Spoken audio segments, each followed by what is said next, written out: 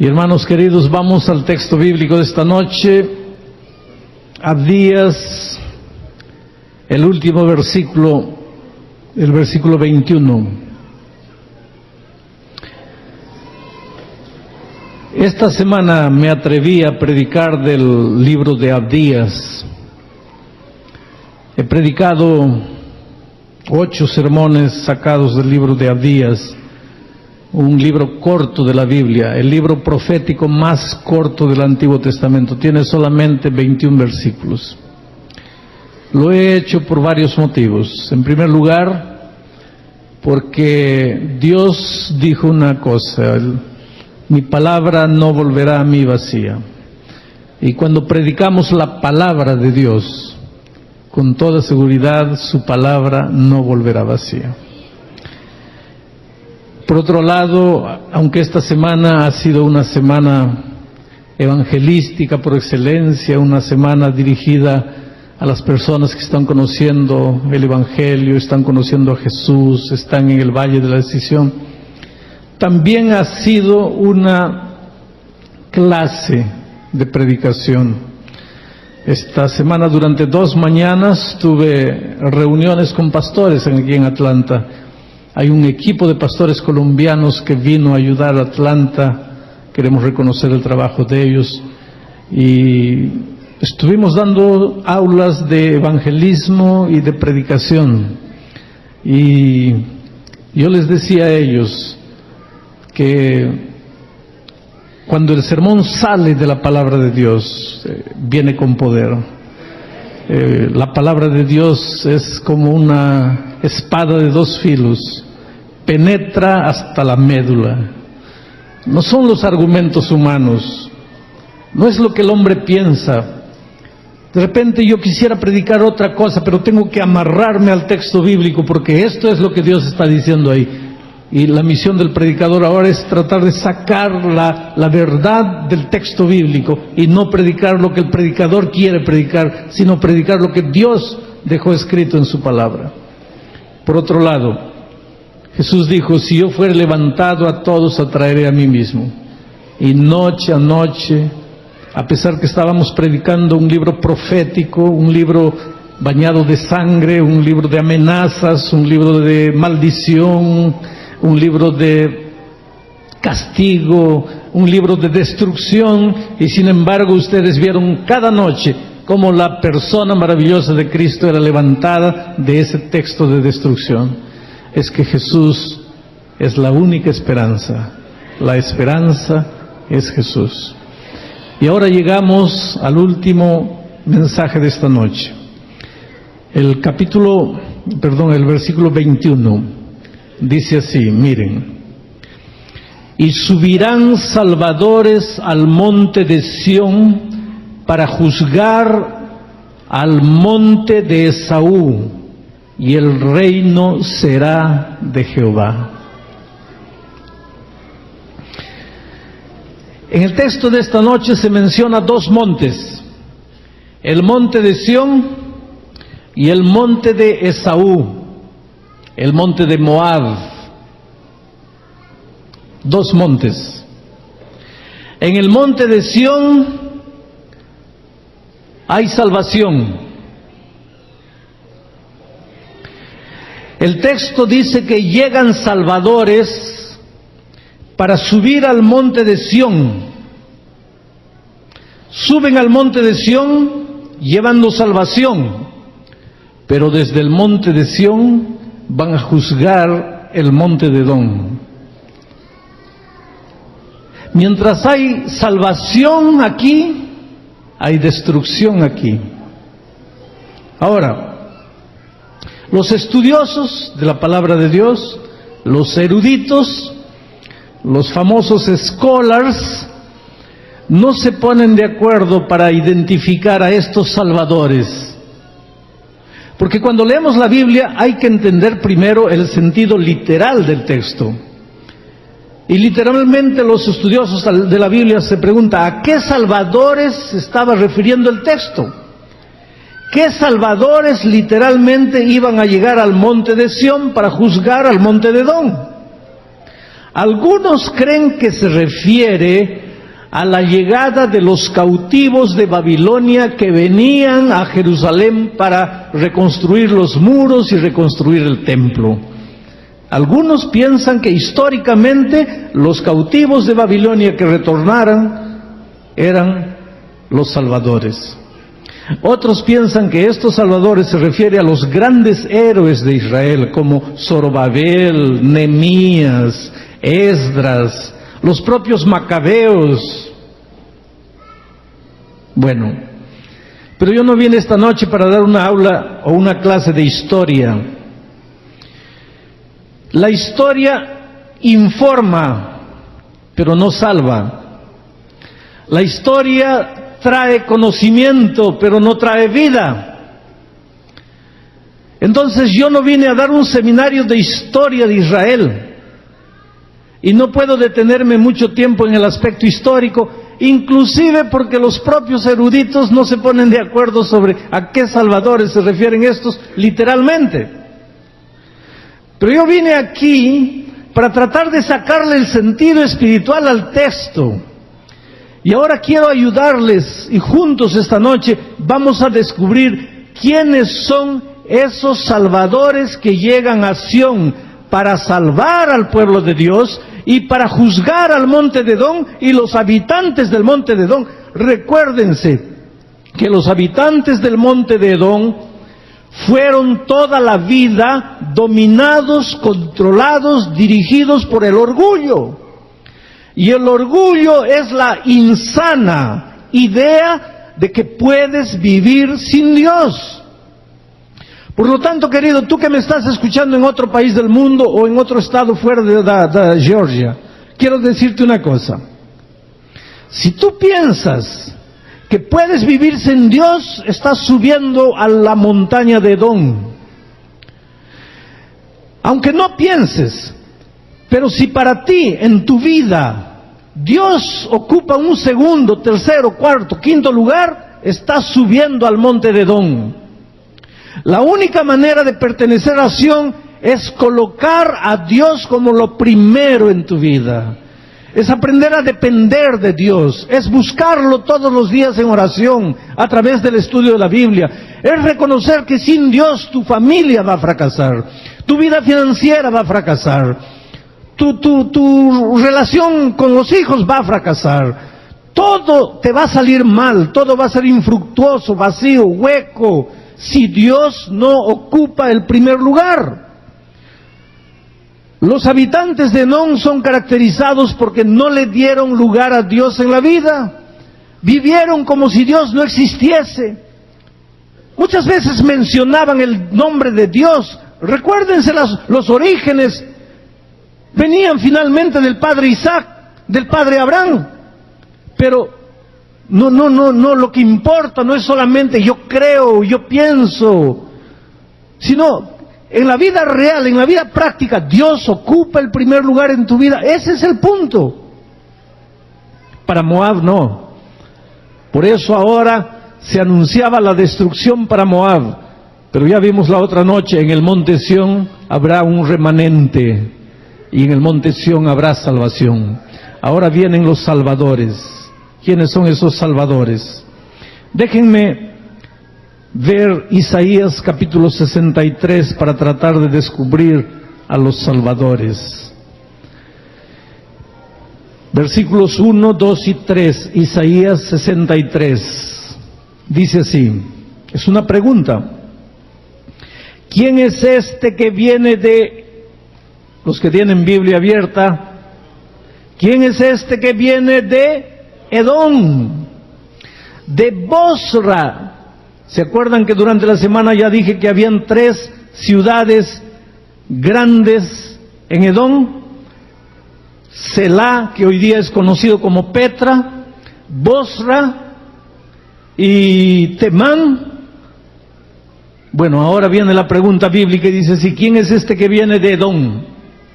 De Bosra, una de las ciudades grandes de Edom. ¿Quién es este que viene? Viene con vestidos rojos. ¿Quién es este que viene con vestidos rojos?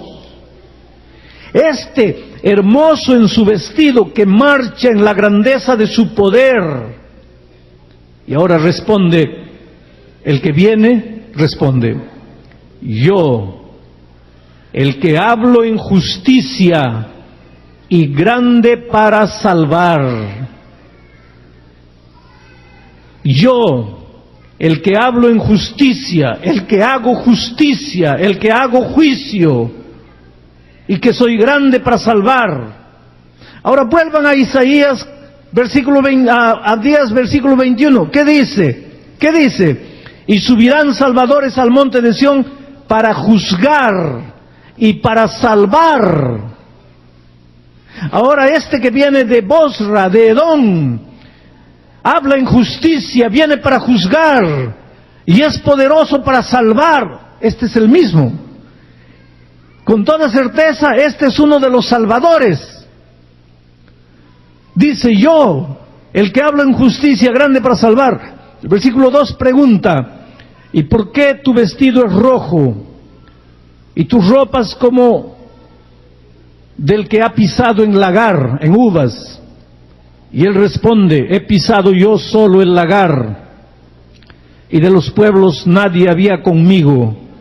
Los pisé con mi ira y los hollé con mi furor, y su sangre salpicó mis vestidos y manché todas mis ropas. Este es el Dios de justicia. Es el Dios de justicia. Ya trajo la destrucción para Edom. Viene con su ropa manchada de sangre, manchada de rojo. Pero Abdías dice: vienen salvadores al monte de Sión. Pero aquí nosotros vemos un solo salvador. Yo, el que hablo en justicia, grande para salvar, está solo. No son muchos. Pero Abdías dice que no es uno, son muchos. Para entender esto vamos a Apocalipsis, capítulo 19. Y es impresionante lo que dice aquí. Versículo 11. Entonces vi el cielo abierto. Y San Juan está hablando aquí de la venida de Cristo a esta tierra. Entonces vi el cielo abierto, y he aquí un caballo blanco, y el que lo montaba se llamaba Fiel y Verdadero, y con justicia juzga y pelea. Abdías dice: viene para juzgar, viene para salvar. En Isaías dice: yo, el que hablo justicia, grande para salvar. Ahora San Juan en Apocalipsis dice: viene montado en su caballo blanco, su nombre es Fiel y Verdadero, y con justicia juzga y pelea. Y el versículo 13, miren lo que dice: estaba vestido de una ropa teñida en sangre. Isaías dice: viene con su vestido rojo manchado como de aquel que pisó en las uvas y el vino rojo manchó su sangre. Y él dice: es la sangre de los que yo pisé. Ahora vuelve Jesucristo por segunda vez con su ropa manchada en sangre. Y su nombre es el Verbo de Dios, ya no hay duda. Este que viene de Edom, de Bosra, este que sube al monte de Sión para salvar y juzgar a Edom, es el Señor Jesucristo en su segunda venida, ya no hay duda, está claro aquí. Pero Abdías dice: no viene solo, son muchos salvadores. Isaías dice: es uno solo. Pero Juan nos explica todo en el versículo 14. Y los ejércitos celestiales, vestidos de lino finísimo, blanco y limpio, le seguían en caballos blancos. Ahí están los salvadores. Ahí están los salvadores. Pero hay una cosa maravillosa en este texto, queridos. El único que juzga y el único que salva es Cristo. Por eso en Isaías está solo. Y por eso en Apocalipsis, el único que monta el caballo blanco, el único que se llama Verbo de Dios, y el único que juzga es Él. Pero Él viene acompañado de un séquito, de un ejército de ángeles, millones y millones, billones y billones de ángeles acompañándolo, pero los ángeles no juzgan, los ángeles no salvan, los ángeles no condenan. El único que juzga es Cristo, el único que salva es Cristo.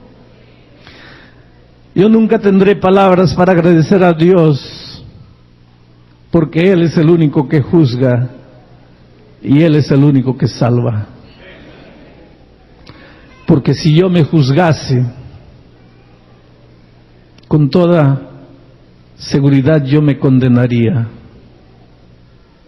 Pero gracias a Dios que no soy yo el que me va a juzgar, ni soy yo el que me va a salvar. Quien me va a juzgar es Cristo, y quien me va a salvar es Cristo.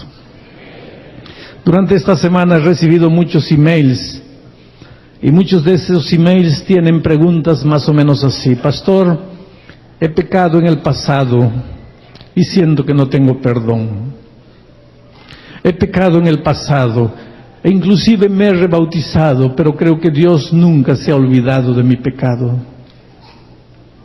Yo creo que el arma más poderosa que el diablo tiene para destruir una vida es el recuerdo del pasado. Y te digo una cosa, querido: si tú crees en el Señor Jesucristo, si tú crees que Él es el que te va a juzgar y Él es el que te va a salvar, entonces escóndete en la gracia maravillosa de Jesucristo. Lávate en la sangre maravillosa de Jesucristo. No trates de cubrir la desnudez de tu cuerpo con ropas inmundas de justicia humana. Deja que la vida te arranque eso. Escóndete en las vestiduras blancas de la justicia divina. No trates de presentar buenas obras para salvarte. Anda, Jesús, como lo que eres. No trates de fingir, no trates de aparentar, no trates de disfrazar, no trates de esconder tu verdadero yo apuntándole el pecado a las otras personas. Reconócete pecador, reconócete incapaz, reconócete barro, reconócete frágil, reconócete dependiente. Eres nada, querido, eres nada. Jesús es todo. Tus manos pueden producir buenas obras únicamente cuando Jesús habita en ti por la presencia de su Santo Espíritu. Cuando tú dejas que tu cuerpo sea el templo del Espíritu, entonces el Espíritu viene para hacer las grandes obras de justicia. Pero esas obras no son para salvarte, esas obras son únicamente para dar gloria al nombre de Dios. No pienses que tu buena conducta te salva, pero tampoco pienses que tu mala conducta te pierde. Las buenas obras nos salvan y las malas obras no pierden. Lo que determina tu salvación y tu perdición es tu relación con Jesús, es tu actitud para con Jesús. Si tú lo aceptas de todo corazón, naturalmente que las obras malas de una forma natural van a desaparecer de tu vida. Las obras buenas van a aparecer naturalmente en tu vida para gloria de Dios. Pero lo que tienes que preocuparte, lo que tienes que hacer es hacer del cristianismo una vida de comunión personal, de relación personal diaria, ininterrumpida con Jesucristo. Por lo tanto, no permitas que el pasado te atormente. Hayas hecho lo que hayas hecho, no dejes que el pasado te atormente. ¿Cuántas veces encuentro personas que no aceptan el perdón de Dios? Y yo creo que la cosa más triste con el pecado no es que Dios no te perdone, porque Dios te perdona todo. En San Mateo capítulo 12, Dios dice: todo pecado le será perdonado al ser humano. Hay mucha gente que toma ese versículo solo para usar la última parte, menos el pecado contra el Espíritu Santo. Ya escuché muchos sermones de la última parte de ese versículo, menos el pecado contra el Espíritu Santo. Nunca escuché un sermón de la primera parte del versículo. Y la primera parte del versículo dice: todo pecado le será perdonado al ser humano. ¿Qué es todo? No hay palabra para expresar sentido más amplio que todo. Todo es todo. No hay cosa más grande que todo. Todo es todo. Prostitución, drogadicción, tráfico de drogas, asesinato, homosexualismo, todo es todo. Todo. Todo pecado le será perdonado al ser humano. Por lo tanto, el problema con el pecado no es que Dios no te pueda perdonar, porque tú puedes haber vivido toda tu vida hundido en el pecado, en la miseria. Puedes haberte escapado de Dios, puedes haber huido de Dios, puedes haber cerrado tus oídos a los llamados de Dios. Nunca le hiciste caso, pero en el último segundo de tu vida, si vuelves los ojos a Dios, Dios te perdona. Eso es difícil de aceptar. El Señor Jesucristo contó una parábola de trabajadores que el Señor Jesucristo, que el maestro, el patrón, los tomó a las 8 de la mañana para trabajar todo el día, y después tomó a algunos otros trabajadores allá por las 4 de la tarde, y todos salieron a las 6. Los que entraron a las 8 salieron a las 6, y los que entraron a las 4 salieron a las 6. Y el patrón les pagó igual a todos. Y entonces los que entraron a las 8 empezaron a reclamar. Espera ahí. Nosotros trabajamos desde las 8 y estos entraron a las 4. Y los dos vamos a ganar la misma cosa. No puede ser. No puede ser en este mundo. Pero con Dios puede ser. Yo viví toda mi vida en la iglesia prácticamente. Y sabes, por la gracia de Cristo, si llego al final, mirando a la cruz de Cristo, ¿sabes lo que va a ser mi recompensa? La salvación. Y toda mi vida la viví para Cristo, sirviendo a Dios, predicando el Evangelio, y todo lo que será mi recompensa es la salvación. Ahora mi amigo, el ladrón que murió en la cruz, él vivió toda su vida, una vida de perdición, una vida de pecado, una vida miserable. En el último segundo de la vida miró a Cristo, y ¿sabes cuál va a ser la recompensa para él? La salvación. Espera un poco, Señor Jesús.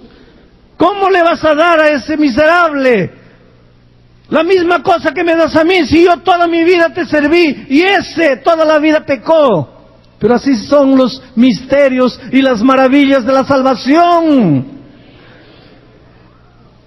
Esto es lo maravilloso, y gracias a Dios que quien sube al monte para juzgar y para salvar es el Señor Jesús.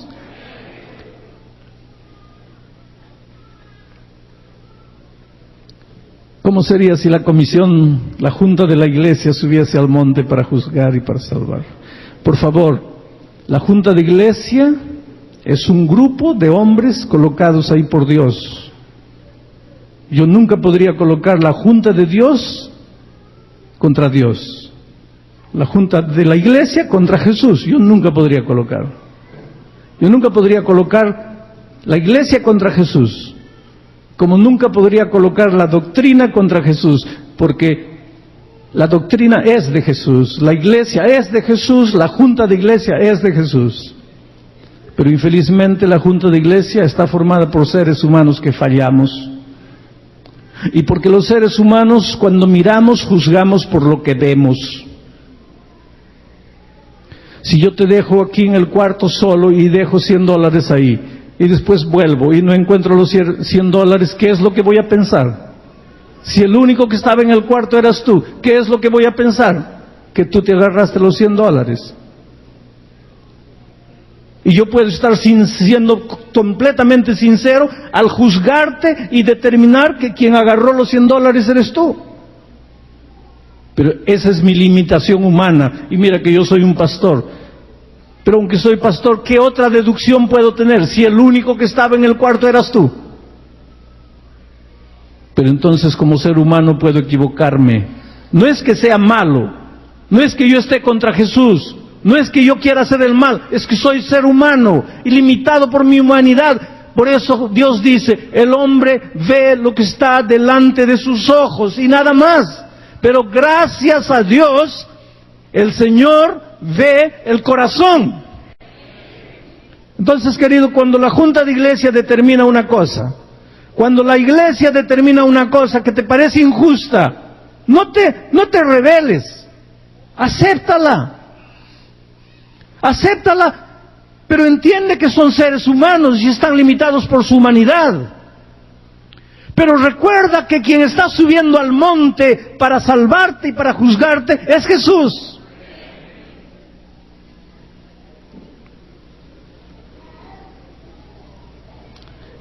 Lo peor con el ser humano es que cuando peca, él no quiere perdonarse. Yo hablé con una señora en Niterói, Río de Janeiro, que llorando me decía en el camarín: está bien, pastor, Dios me perdonó, pero yo no me perdono. Está bien, usted me dice que Dios es amor, que Dios perdona, está bien, Dios me perdona, pero ¿de qué me sirve eso? Porque yo no me perdono. Bueno, querido, si tú me estás mirando en algún lugar y tú piensas así, te voy a decir una cosa: con todo el respeto que tú mereces, con todo el amor y el cariño que tú mereces, déjame decirte algo. Tú no te perdonas, ¿eh? Muy bien. Entonces dime, ¿quién eres tú para no perdonarte? ¿Qué hiciste tú para salvarte, para no perdonarte? ¿Tú derramaste tu sangre por ti? ¿Fuiste escupido por los hombres para salvarte? ¿Fuiste humillado? ¿Fuiste azotado? ¿Fuiste llevado semidesnudo por la calle? ¿Clavaron tus manos y tus pies en una cruz? ¿Te levantaron allí para rasgar tu cuerpo? ¿Derramaste tu sangre? ¿Qué es lo que hiciste para salvarte? Nada. Entonces, ¿qué derecho tienes tú de no perdonarte? El único que tiene derecho a decir si te perdona o no te perdona es aquel que murió en la cruz por ti. Tú solo tienes el deber de aceptar que Jesús te perdona. Tú no tienes el derecho de decir no me perdono, porque tu salvación no depende de ti, depende del Señor Jesucristo. Por eso la Biblia dice: hoy es el día de buena nueva. Hoy es el día de salvación. Pena que para entender que necesitamos de Jesús, a veces tenemos que golpearnos en la vida. Tenemos que llegar a un punto en que no tenemos más fuerzas humanas. No sabemos qué hacer. No sabemos a dónde ir. ¿Por qué será el ser humano que cuando tiene fuerzas, él quiere resolverlo todo, él quiere hacerlo todo? Eso viene en nuestra naturaleza desde que somos pequeñitos. Yo recuerdo que cuando mi hijo mayor, hoy día es un abogado allá en Brasil, mi esposa había ido a hacer compras, me dejó cuidando al niño, yo estaba estudiando. Y mi hijito tendría que 1 añito. Estaba aprendiendo a andar, iba de un lado para otro, había un vaso bonito, un florero bonito de cristal que nos habían regalado. Era un regalo de matrimonio, era un florero querido, valor sentimental. Y mi hijito, sin querer, hizo caer el florero. Cayó y se hizo pedazos. Y yo estaba leyendo, y cuando sentí el ruido de la caída del vaso, miré, pero miré disimuladamente por encima del libro para no asustarlo, y vi la actitud de ese niñito de 1 año. Cuando cayó y vio el florero roto, hecho pedazos, la primera cosa que hizo fue mirarme, como diciendo, ¿vio o no vio? Y yo seguía leyendo y haciendo de cuenta que no había percibido nada. Entonces, cuando él percibió, entre comillas, que yo no me había dado cuenta, comenzó a querer juntar los vidrios con sus manitas de 1 año, querer reconstruir el vidrio. Y ahí un vidrio cortó su dedito y la sangre comenzó a salir. Y ahí se desesperó. Y cuando vio la sangre, no sabía para dónde correr. Y yo sentado ahí, yo vi mi propia vida en la vida de mi hijo. Ahí también estaba tu historia, estaba tu vida. ¿Cuántas veces tú quiebras el maravilloso florero de cristal que Dios te dio? No interesa por qué, pero lo dejas caer al suelo. Tus virtudes, tus valores, tu dignidad, tu respeto propio, se hace pedazos en el suelo. Y la primera cosa que haces es mirar para todo lado, para ver si alguien te vio, alguien descubrió. Y cuando ves que nadie te vio, solo tratas de reconstruir tu vida con tus propias manos, hasta cortarte las manos, hasta hacerte sangrar, hasta perder las ganas de vivir, los sueños, los ideales. A veces el mejor remedio es entrar a las drogas, entrar al alcoholismo, hacer de cuenta que Dios no existe, correr sin parar. Tienes miedo de venir a la iglesia porque sabes que el Espíritu de Dios te puede tocar. Y a veces la mejor manera de rechazar es agredir, entonces te burlas de la esposa, del esposo, de los hijos, de los padres, no quieres saber nada. Y todos piensan que eres valiente, que eres fuerte, que eres violento, que eres duro, pero tú sabes que es mentira. Ahí en el fondo de tu corazón eres un pobre niño, con las manos cortadas, tratando de reconstruir tu vida, sin saber para dónde ir, sin saber para dónde correr. Yo dejé el libro y fui al encuentro de mi hijo, y lo tomé en mis brazos. ¿Cuántas veces en mi vida he tenido que correr a los brazos de mi Padre Celestial, con mis manos sangrando, tratando de arreglar mi vida solo?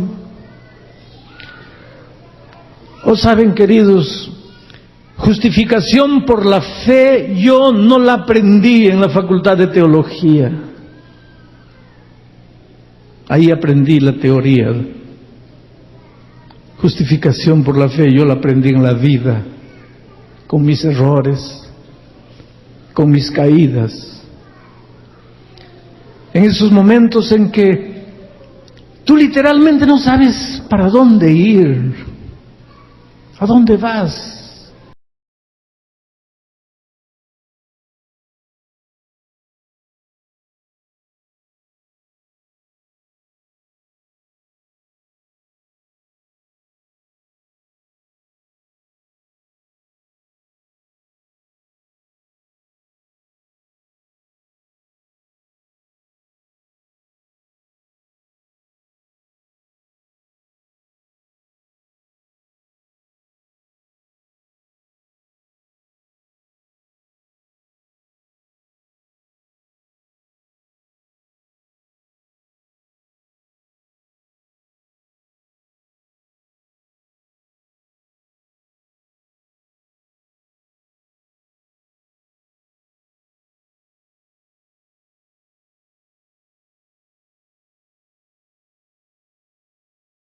De decir que Jesús no puede entenderte, Jesús, siendo Dios, se hizo hombre, se anonadó a sí mismo y vino a este mundo en forma de hombre y vivió entre los hombres y vivió entre los pecadores y supo lo que los pecadores sienten cuando pecan, los vio destrozados, destruidos por el pecado, los amó, los recibió, les llevó esperanza. Fue tentado en todo, dice San Pablo, pero sin pecado. Y entonces puede entenderme, puede entenderte. ¿Qué es lo que estás sintiendo? ¿Te sientes herido, traicionado, rechazado, sin esperanza? ¿Te sientes acabado, te sientes perdido? Oh querido, no hay nada que Jesús no pueda entenderte. Allí donde estás, solitario, triste, destruido, lejos de tu casa, lejos de tu familia, lejos de los valores que un día conociste, con el florero de tu vida destruido, Jesús puede entenderte. Está con los brazos abiertos esperándote, llamándote, suplicándote, esperándote. Yo tengo esta noche el testimonio de José. José es un mexicano, ateo. Era ateo hace poco tiempo, hasta hace poco tiempo. No creía ni en Dios ni en el diablo. Pensaba que religión era cosa de gente débil, no para un macho mexicano. En su juventud gastó años perteneciendo al comunismo, leninismo, devorando libros de filosofía comunista. Creía que el salvador de la patria era el socialismo. Yo no tengo nada que ver con política, pero quiero decirte una cosa: ningún partido político va a salvar país ninguno. Mientras el corazón de los hombres no sea transformado por Cristo, puede el presidente ser imperialista, comunista, socialista, rojo, amarillo, del color que quieras, del partido que quieras.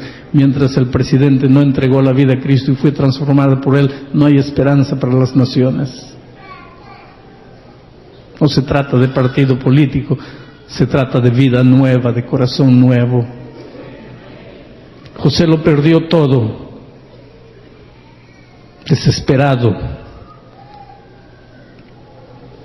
Tenía dos caminos: o matarse o entregar la vida a Cristo. Pero ¿cómo entregar la vida a Cristo? A un Cristo en quien no creía, a un Cristo que combatió toda su vida, ateo. Dios no era para él. Entonces el camino otro era la muerte. Pero los seres humanos a veces somos tan cobardes que ni matarnos podemos. Y qué bueno es Dios que está con los brazos abiertos. Y le guiñó el ojo de lejos y le dijo: si quieres puedes venir. Sí, pero no creo en ti. No importa, pero puedes venir. Y José vino y cayó arrodillado a los pies de Jesús y le dijo: Señor, perdóname porque desperdicié toda mi vida lejos de ti. Y esta noche José entra al tanque del bautismo para reconocer públicamente que ama a Dios y que lo que le queda de vida, y le queda bastante, quiere gastarlo únicamente sirviendo a Dios. Querido José, tu vida sin Dios ha sido una vida de dolor y sufrimiento, pero te has rendido, te has entregado, te has doblegado ante el Dios creador del cielo y la tierra, y ahora quieres expresar tu deseo de vivir para Él el resto de tu vida. Por esa decisión que has tomado, tu pastor, el pastor González, como ministro del Evangelio, te bautiza en nombre del Padre, del Hijo y del Espíritu Santo. Amén.